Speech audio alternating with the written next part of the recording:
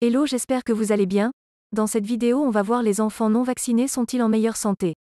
Cette vidéo vous est présentée par questions-réponses. Les réponses d'aujourd'hui seront présentées par Ask de Souza, Dominique B, Coxigru et UZ 9458065820881290055. Nous allons commencer avec la première réponse de Ask de Souza. En meilleure santé, je vous laisse en juger. La variole, la varicelle, la diphtérie, la rougeole, la méningite, la poliomyélite, la tuberculose. Vous en voulez encore? Le tétanos pédiatrique, le tétanos adulte. Leur point commun, ils n'ont pas été vaccinés. Alors qu'une simple vaccination aurait pu leur épargner ce calvaire. Ne pas vacciner son enfant parce qu'on est anti-vax est tout simplement criminel. Nous continuons avec la réponse de Dominique B. Hésitation vaccinale, est considérée par l'OMS comme une des 10 menaces mondiales pour la santé. Par exemple, on assiste à un retour de la rougeole dans les pays riches à cause de la frilosité d'une partie de la population à l'égard des vaccins.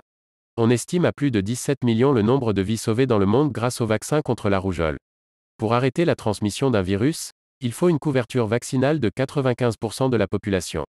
De cette façon, les vaccinés sont protégés, ainsi que ceux qui ne peuvent pas se faire vacciner pour des raisons médicales, comme par exemple un système immunitaire affaibli. Les enfants non vaccinés sont-ils en meilleure santé? Non, certainement pas, en aucune façon. Le discours qui prétend le contraire est extrêmement dangereux pour ne pas dire criminel. Nous continuons avec la réponse de Coxigru. Le problème de la vaccination est qu'elle est tellement efficace que l'on pense qu'elle ne sert à rien. Comparer les données scientifiques entre les nourrissons et enfants souffrant de poliomyélite et le nombre d'enfants aujourd'hui souffrant de poliomyélite. La réponse suivante est de UZ 9458065820881290055.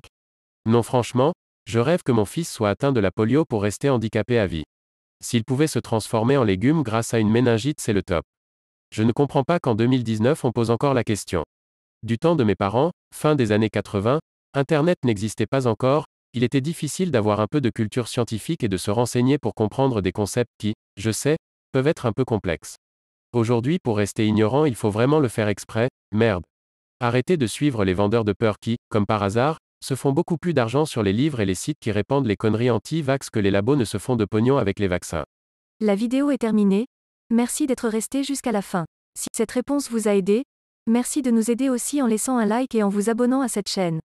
Ça nous permet d'avancer sur YouTube. On arrive à la fin de cette vidéo. Vous pouvez continuer le débat sur cette question en commentaire avec la communauté. À très vite.